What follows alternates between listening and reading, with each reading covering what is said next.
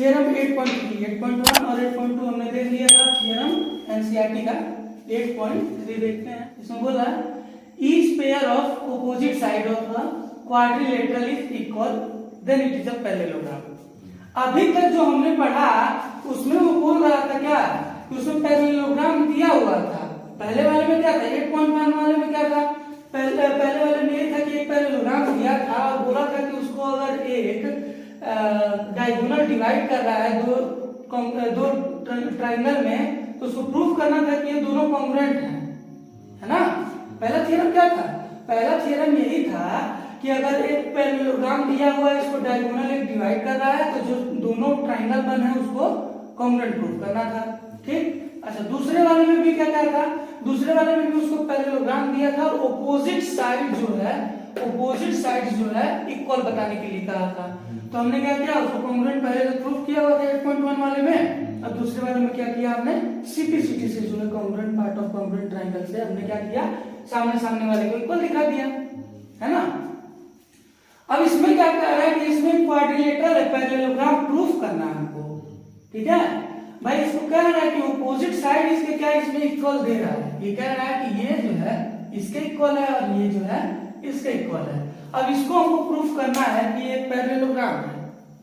ठीक है, तो जब पैरेलल वाला प्रूफ करना रहता है तो हम लोग को याद है कि हम लोग क्या प्रूफ करते थे पहले, जो हम लोग जैसे जब लाइन पढ़े थे तो हम लोग को बताना था कि मान लो ये पैरेलल है, ये बताना था, ऐसा आया था ना ऐसा। तो हम लोग उसमें क्या करते थे, जो हमारा अल्टरनेट एंगल था उसको हम लोग इक्वल प्रूफ करते थे पहले, है ना। क्योंकि हमें पता है कि जब दो पैरेलल लाइंस को एक ट्रांसवर्सल कट करती है तब उसी में बनता है अल्टरनेट एंगल्स।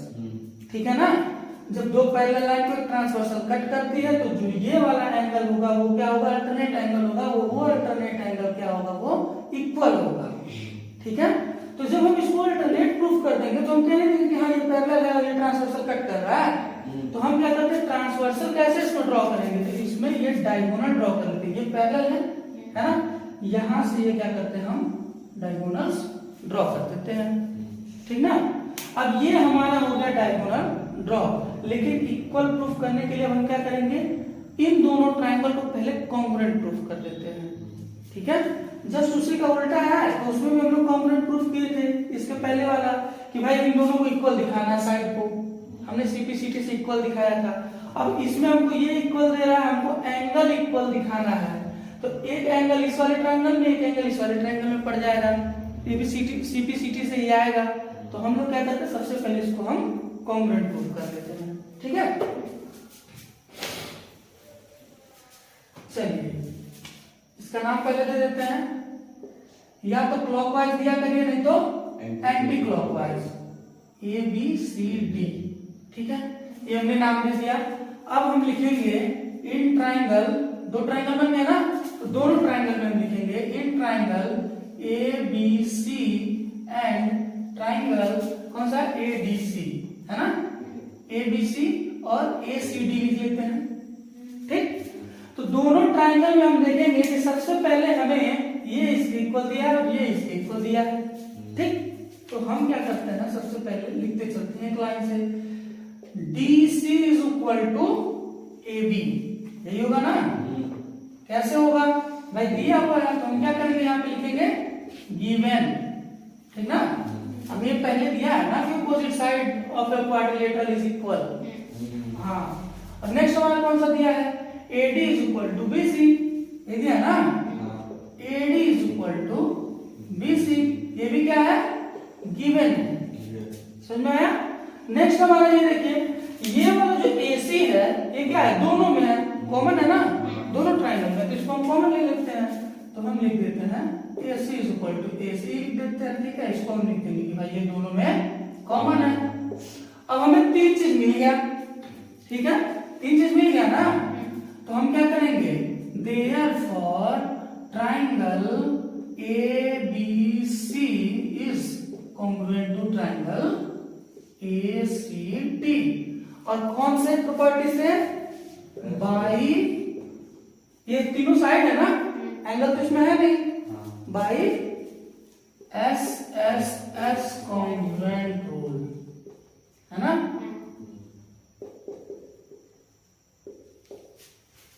एस से इसको हमने कॉन्ग्रुएंट प्रूफ कर दिया। तो इन सब का हम नाम देते हैं एंगल 1, एंगल 2, है ना, और इसको देते हैं एंगल 3 और इसको एंगल 4। कोई डाउट? अब हम इसमें लिखते हैं direct angle 1 is equal to angle 2। तो क्या हम लिख देंगे कैसे है, CPCT से, ठीक है।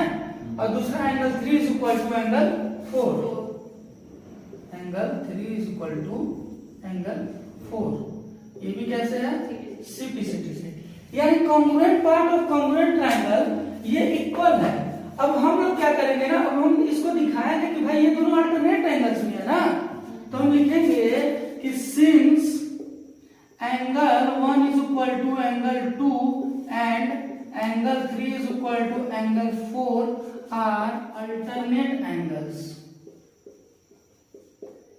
Alternate angles.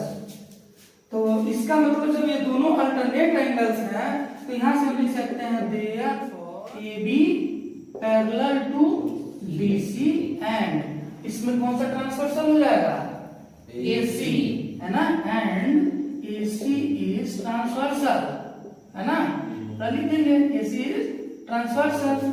This implies that, इसका मतलब हम ये कह सकते हैं कि हमारा ABCD इज अ पैरेललोग्राम, ठीक है।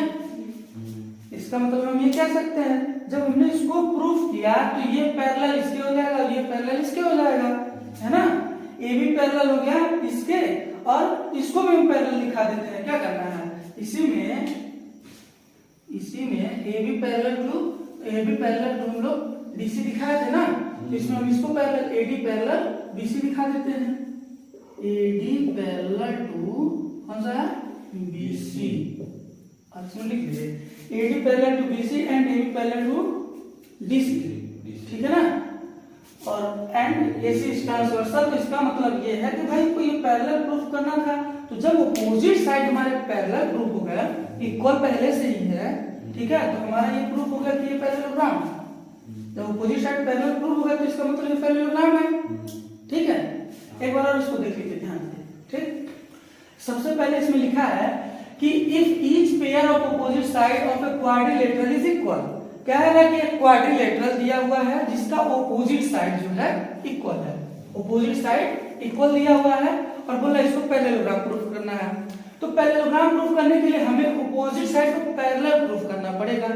और हमें याद है कि जब हम लाइन पढ़ते थे और ऑपोजिट साइड को जब पैरेलल प्रूफ करना रहता था तो एक ट्रांसवर्सल ऐसे कट करती थी, तो इसको जब करना रहता तो हम कहते थे कि हाँ ये अल्टरनेट एंगल है। और अल्टरनेट एंगल कब बनता है, जब दो पैरेलल लाइंस को एक ट्रांसवर्सल कट करती है तब अल्टरनेट एंगल बनता है, और वो अल्टरनेट एंगल इक्वल होता है। तो हमने देखा कि भाई ये जो अगर इसको पैरेलल दिखाएं तो ये दोनों अल्टरनेट एंगल बना रहे हैं।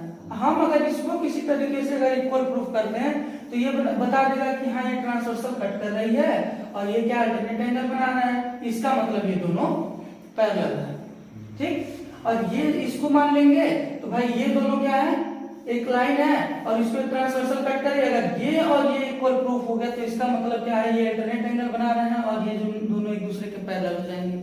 हमने वही चीज किया, हम क्या पहले इसको एक डायगोनल डिवाइड किए डायगोनल से और इन दोनों को कॉन्ग्रुएंट प्रूफ कर दिया।